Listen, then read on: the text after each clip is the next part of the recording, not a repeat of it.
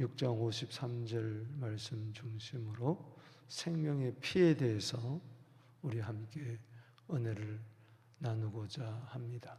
어제는 생명의 떡에 대해서 말씀했죠.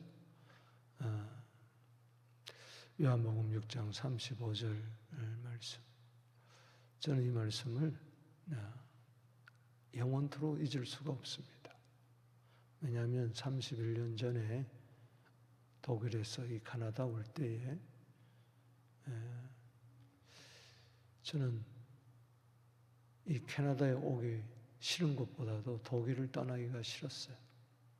그때 너무나 강력하게 이 말씀을 주셔가지고 한 달 동안 이 말씀을 붙들고 씨름을 했어요. 결국은 이 말씀에 항복하고 가서 생명의 떡을 나눠줘라. 내가 친히 가리라. 그래서 내가 생명의 떡이니 내게 오는 자는 결코 줄이지 아니하고 나를 믿는 자는 영원히 목마르지 아니하리라.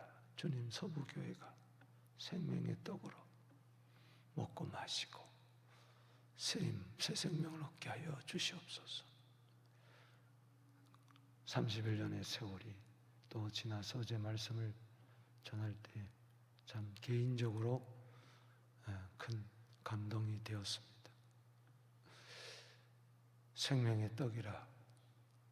보리떡을 먹은 것은 구약시대, 광야시대에서 만나를 먹은 것은 다 예표였습니다. 그림자고 예표였습니다. 그것은 생명의 떡 되시는 예수입니다. 만나를 먹었지만 보리떡을 가지고 5,000명 이상이 먹었지만 다 죽었습니다. 세상의 떡은 육신을 위한 떡입니다. 그러나 주님이 주시는 떡은 영생을 위한 떡입니다. 할렐루야. 내 영혼만 살릴 뿐만 아니라 마지막에 나를 다시 살리는 생명의 부활을 이르게 하는 것이죠. 41절 말씀에도 보면 자기가 하늘에서 내려온 떡이라. 수군됩니다. 수군거리지 마라. 내가 마지막에 다시 살린다 하면서 여기 47절에 나를 믿는 자는 영생을 가졌나니 48절에 내가 곧 생명의 떡이로다. 너희 조상들은 광야에서 만나를 먹으면 죽었거니와 50절에 내가 하늘에서 내려온 떡이니 사람으로 하여금 죽지 아니하게 하려 하는 것이라. 51절에 점점 이상한 이야기를 합니다. 나는 하늘에서 내려온 살아있는 떡이다. 지금도 예수님은 살아계십니다. 살아있는 떡으로 계세요. 2000년 전에만 생명의 떡이 아니라 지금도 생명의 떡입니다. 누구든지 이 떡을 먹으면 삽니다. 사람이 이 떡을 먹으면 영생하리라. 내가 줄 떡은 세상의 생명을 위한 내 살이로다.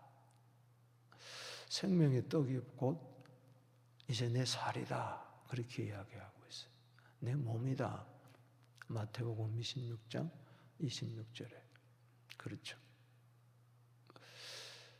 예수님은 우리에게 생명의 떡이 되고자 사람의 몸을 입고 오셔서 그것을 우리에게 내어준 거죠. 누룩 없는 떡이라는 겁니다. 누룩은 죄를 말합니다. 이 세상에 죄가 없는 몸은 하나님의 아들밖에 없습니다. 하나님은 죄가 없잖아요. 예수님은 하나님과 동등하신 분입니다. 성령으로 동정녀의 몸을 입고 이 세상에 오셨기 때문에 죄를 속하기 위한 몸은 이 세상에 그 누구도 없습니다. 그 어떤 현인도 그 어떤 선인도 없습니다. 오직 모든 사람은 다 죄를 범했기 때문에 예. 다 그 죄값으로 죽어야 할, 마지막에는 영원한 둘째 사망 지옥에 가야 할 몸입니다. 구원받아야 할 몸들이 인생이라는 것이죠. 그래서 하나님의 아들이, 근본 하나님과 동등한 분이 사람의 모양으로 오신 겁니다. 첫째 아담은 우리에게 죄를 물려주었지만은 둘째 아담, 아담이란 말은 사람이라는 뜻입니다. 둘째 사람, 그것을 마지막 아담이다, 마지막 사람이다. 그분은 오셔서 자기 몸을 내어주면서 생명의 떡을 먹으라고 하면서 우리에게 의를, 하나님의 의를 전가해 준 거죠. 그 떡은 생명의 떡이요, 천국의 떡이요, 의의 떡이요, 우리를 살리는 떡인 것입니다. 여러분, 이번 금요일에 성찬식을 할 때에 우리는 주님의 살을 기념하는 것이죠. 가톨릭에서는 화채설이다, 진짜 살을 먹는다고 하지만 우리는 기념하는 것이죠. 그분을 기억하면서, 아, 나에게 당신의 몸을 내어주셨구나, 살을 주셨구나. 살을 내어준다 하니까는 이해를 못하죠. 수군수군 또 거리며 어찌 자기 살을 우리에게 주어 먹게 하느냐, 식인종이냐. 그때 53절 말씀에 예수께서 이르시되 내가 진실로 진실로 너희에게 이르노니 인자의 살을 먹지 아니하고 인자의 피를 마시지 아니하면 너희 속에 뭐가 없다? 생명이 없다. 그래요. 생명의 떡도 생명의 피도 우리로 하여금 생명을 주는 거예요. 그 생명은 육신의 목숨이 아니에요. 영원한 하나님의 생명, 영생이죠. 이걸 먹어야 참 만족을 누리고 주님과 하나가 되고 서로 공동체가 하나가 됩니다. 여러분, 상계가 죽은 사자보다 나아요.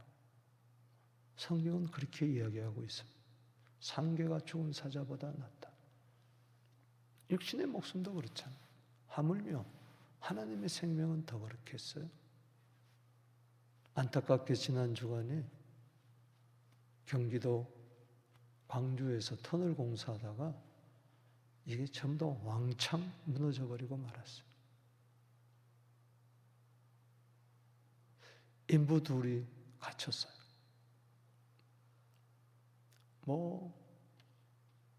헬기가 뜨고 그 2명 살리려고 지금까지 애를 쓰는데 1명밖에 못 살았어요. 비가 계속 오고 계속 집안이 무너져 내리고 중단했다가 또 구조 작업했다가 중단했다가 지금 이제 그 1명 살리려고. 생명이 그렇게 중요하다는 것이죠. 육신의 목숨 하나 살리는 거, 100년 안짝 사는 그 목숨 하나 살리는 것도 그렇게 온 나라가, 온 장비가 다 동원되고 하는데 하물며 죄와 사망에 거한 우리를 살리려고 하나님이 이 세상에 아들, 그분이 살 먹고 입고 이 세상에 오신 줄로 믿습니다. 54절 말씀에 내 살을 먹고 내 피를 마신 자는 영생을 가졌고 마지막 날에 내가 그를 다시 살리리라. 여러분, 지금 예수의 생명의 떡을 먹고 생명의 피를 마시고 영생 생명 얻었다 그러는데 똑같잖아요. 밥 안 먹으면 안 되고 일 안 하면 안 되고 가정 고생, 가정 어려움 다 겪으면서 사는데 믿는 자나 안 믿는 자나 예수님의 살과 피를 먹고 마신 자나 안 마신 자나 똑같은데 그러나 마지막에 결판 나는 거예요. 죽을 때 다 똑같은 것 같지만 그러나 인자의 살을 먹고 인자의 피를 마시는 자는 죽을 때 영생을 얻게 됩니다. 55절 말씀에 내 살을 먹고 내 피를 마신 자는 영생을 가졌고 마지막 날에 내가 그를 다시 살리리라. 여러분, 지금 이 시간 이 2시간 사람들은 모르지만 그 영혼이 낙원에 갑니다. 할렐루야. 뿐만 아니라 주님 오시는 그날에, 마지막 날에 다시 살리는데 생명의 부활로 나오는 거예요. 할렐루야. 그 몸도 영원한 주님 계신 천국으로, 새하늘과 새 땅, 새로 삶으로 들어가는 거죠. 요한복음 5장 29절 말씀에 분명히 심판의 부활이 있고 영생의 부활이 있다. 생명의 부활이 있다. 인자의 살을 먹고 인자의 피를 마셔야 영생을 얻었고 마지막 날에 내가 그를 살리는데, 사도행전 24장 15절에 사도 바울은 왜 복음을 위하여 그렇게 불철주야 뛰었느냐? 가슴 고생 다 하면서 왜 복음을 그렇게 전하며 마지막에 참수용으로 그렇게 순교하느냐? 딴 거 아니었어요. 의인과 악인의 부활이 있다. 사도행전 24장 15절에 의인과 악인의 부활이 있다. 악인으로 부활하면 그 악인은 죽을 때에 그 영혼이 음부 속으로 들어갔다가 마지막 날에 주님 오시는 그날에 영생의 부활에 참여하지 못하는 자는 마지막에 심판의 부활에 참여한다. 백보자 심판에. 계시록 20장 10절에서 이하에 나오는, 그래서 둘째 사망 불못으로 그 몸뚱아리도 그 영혼과 함께 들어간다. 영원히 지옥에서 악인의 부활하여서, 그렇기 때문에 거기서 건지려고 궁극적으로 너 영혼도 하나님의 생명을 이미 얻을 뿐만 아니라 낙원 갈 뿐만 아니라 네 한 줌의 흙으로 가는 몸뚱아리도 나와 같이 부활해서 영원한 하늘나라 새로운 삶에 들어가기 위해서 주님이 지금 말씀하고 있는 거예요. 55절 말씀에 그래서 내 살은 참된 양식이고 내 피는 참된 음료로라. 55절 말씀 따라합시다. 내 살은 참된 양식이요 참된 음료로다. 주님의 살이야말로, 주님의 피야말로 양식이요 음료인데 참된 거다. 육신을 살리는 양식이 있고 음료가 있는 것처럼 내 영을 살리고 마지막 날에 나를 부활하게 하는 주님의 부활체처럼, 주님의 그 부활하신 모습처럼 부활해서 저 하늘나라로 들어가게 하는, 그게 뭘로 되느냐? 참된 양식을 먹어야 돼. 참된 음료를 먹어야 된다. 생명의 떡이 참된 양식이고 생명의 피가 참된 음료인 줄로 믿습니다. 왜 예수의 피가, 아들의 피가, 그리스도의 피가, 하나님의 피가 참된 음료인가? 그 우리에게 영생을 가져다주는 그 피는 오늘 세 가지로 나누어서 은혜 받습니다. 먼저 그 피는, 생명의 피는 속죄의 피입니다. 따라합시다. 속죄의 피. 지금 예수님은 그걸 말씀하고 싶은 거예요. 여러분, 왜 사망에서 생명으로 옮겨야 됩니까? 죄값은 사망이기 때문에 생명을 얻기 위해서는 먼저 죄가 사해져야 되는 거예요. 그래서 예수님의 피는 우리의 죄를 구속하는 속죄의 피인 것입니다. 레위기 17장 11절에 육체의 생명은 피에 있습니다. 내가 이 피를 주어 너희에게 주어 제단에 뿌려 너희 생명을 위하여 속죄하게 하였으니, 피를 제단에 뿌려서 구약에는 짐승의 피를 뿌려서 피를 속죄하게 했지만은 이제는 아들이 직접 몸을 입고 와서 제단에서, 십자가 제단에서 죽어 피를 흘려 그 피로 우리를 속죄한 줄로 믿습니다. 생명이 피에 있으므로, 따라합시다. 생명이 피에 있으므로 피가 죄를 속하느니라.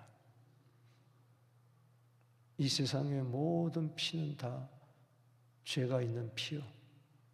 그러나 죄가 없는 피는 오직 예수의 피밖에 없습니다. 예수님이 요한복음 19장 30절에 다 이루었다 하고 마지막 숨을 거두었어요. 그럴 때에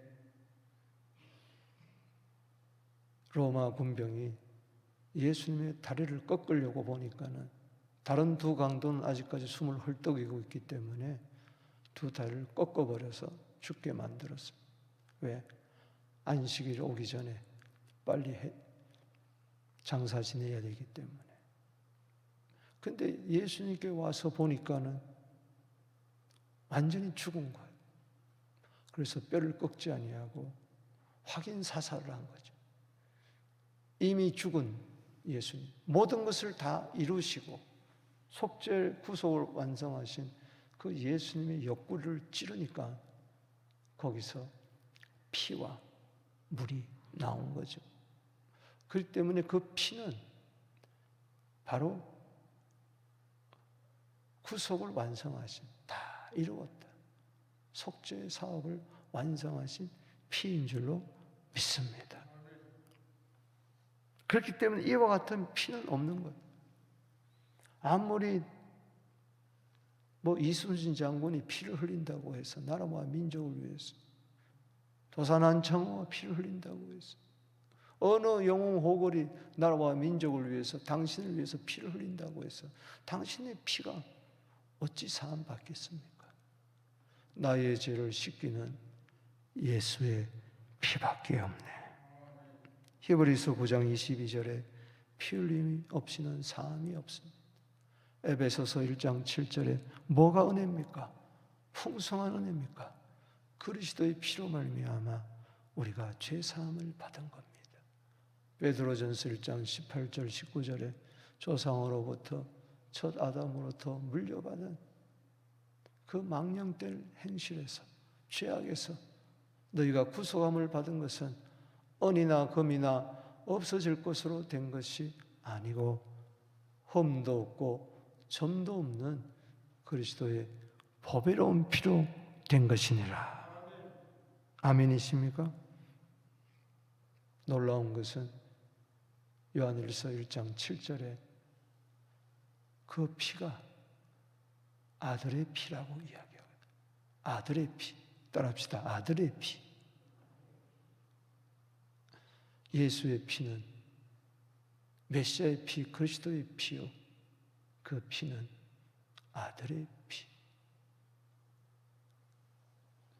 히브리서 10장 19절에 예수의 피, 에베소 1장 7절에 그리스도의 피, 요한일서 1장 7절에 아들의 피. 더 놀라운 것은 사도행전 20장 28절에 하나님의 피. 따라합시다. 하나님의 피. 아들은 하나님과 동등한 분이기 때문에 그 생명의 피를 우리를 위하여 흘려주셨는데 내가 너희 죄를 사하노라. 원죄도 자범죄도 이 피 외에는 사함 받을 수가 없습니다. 그래서 우리는 회개할 수밖에 없는 것이죠. 아멘. 인자의 살을 먹고 인자의 피를 마셔서 영생을 얻는 그것은, 생명을 얻는 것은, 죄사함을 받는 것은 회개밖에 없어요.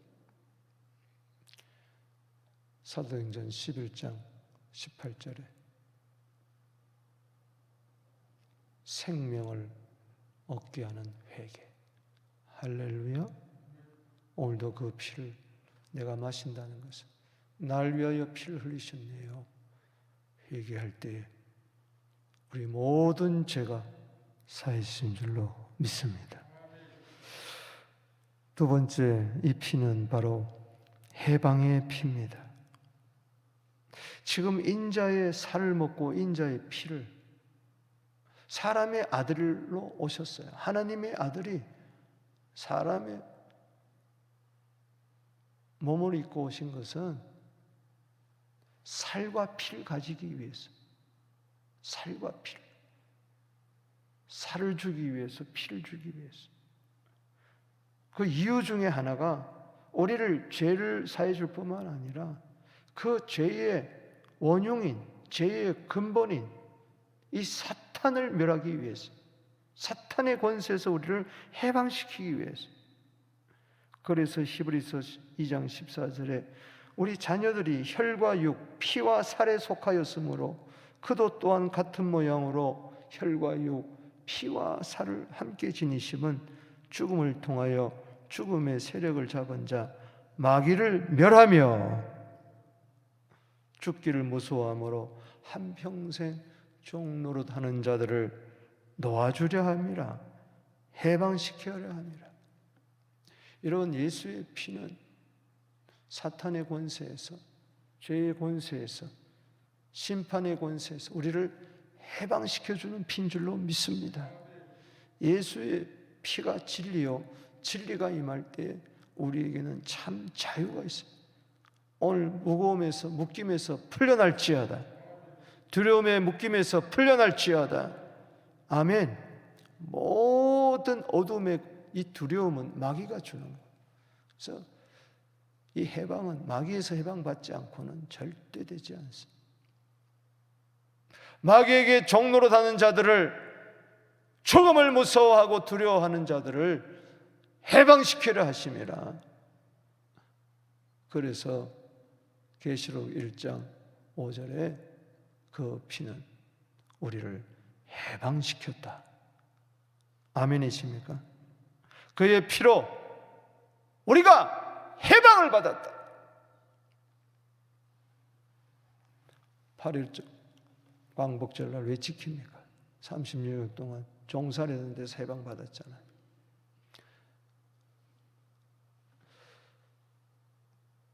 출애굽기 12장 13절에 6월절 어린 양의 피, 출애굽기 2장 23절에 똑같이 내가 애굽 땅을 칠 때 그 피가 너희가 사는 집에 있어서 너희를 위하여 표적이 될지라. 내가 피를 볼 때 너희를 넘어가리니 재앙이 너희에게 내려 멸하지 아니하리라. 이스라엘 백성들이 430년 동안 종살이에서 벗어난 것은 바로 양을 잡아가지고 그 양을 문설주에, 집에 문설주에 바를 때에 천사들이 이제 출애굽을 시키기 위해서 10번째 재앙, 장자를 치는, 죽여버리는 그 재앙을 할 때 애국 사람들이 피가 없는 집은 전부 다 죽습니다. 그런데 이스라엘 집에는 피를 다 발라서 재앙이 지나간 줄로 믿습니다. 출애굽기 12장 23절에 여호와께서 애굽 사람들에게 재앙을 내려고 지나가실 때에 문 임방과 좌우 문설주의 피를 보시며 여호와께서 그 문을 넘으시고 멸하는 자에게 너희 집에 들어가서 너희를 치지 못하게 할 것임이니라. 할렐루야. 그래서 주 예수를 믿으라. 사도행전 16장 31절에 너와 내 집이 구원을 얻으리라. 오늘 6월절 어린 양의 피로 말미암아 죄와 사망과 사탄의 바로의 권세에서, 애굽에서 출애굽한 줄로 믿습니다. 해방의 피. 오늘 참 자유가 있게 되기를 바랍니다. 세 번째는 화목의 피입니다. 골로새서 1장 20절에 십자가의 피로 화평을 이루사 하나님과 우리는 죄로 말미암아 원수 관계에 있었어요. 그런데 하나님의 아들이 이 세상에 오셔서 피를 흘리셔서 하나님과 우리 사이를 화목의 제물이 되어서 손을 잡게 한 것이요. 에베소서 2장 13절에 전에 멀리 있던 너희를 그리스도 예수 안에서 그리스도의 피로 가까워졌느니라. 아멘. 그래서 화목 제물의 피를 흘리로 말미암아 우리는 하나님과 가까이 하는 은혜를 얻은 줄로 믿습니다. 오늘도 우리가 어떻게 죄인이 예배드립니까? 기도를 합니까? 예수의 피 때문에. 히브리서 10장 19절에 예수의 피로 말미암아 성소에 들어갈 담력을 얻었나니, 하나님과 우리 사이에 가로막혔던 모든 휘장은 그 피로 말미암아 찢어지고 우리는 하나님과 화목하고 서로 간에 화목하는 은혜를 입은 줄로 믿습니다. 결론을 내립니다. 여러분, 인자의 살을 먹고 인자의 피를 마시지 않은 자는 영생은 없다. 인자의 피를 마셔야 된다. 인자의 살을 우리가 먹고 마시려면은 예수님이 내어줘야 돼. 부어줘야 돼. 즉 희생해야 돼. 십자가에서 바로 살을 떼어주고 십자가에서 피를 흘리면서 받아 먹어라, 받아 마셔라. 예수 그리스도의 죽음이 여러분에게 헛된 죽음이 되지 않게 되기를 주 이름으로 축원합니다. 오늘도 그 은혜 잊지 마십시다. 예루살렘에 입성하셔서 이제 곧 죽으실 것을 아시고 요한복음 12장 24절에 하늘의 밀이 땅에 떨어져 죽지 않으면 하늘 그대로 있고 죽으면은 많은 열매를 맺느니라. 날 위하여 살과 피를 찌으시고 내어주신 그 은혜 잊지 마시고 오늘도 생명의 떡과 생명의 피를 마시고 속죄함 얻었다, 해방받았다, 주님과 더욱 가까워지는 오늘 복된 시간 되기를, 이번 고난주간이 되기를 주 이름으로 축복합니다. 또 손 들고 기도하면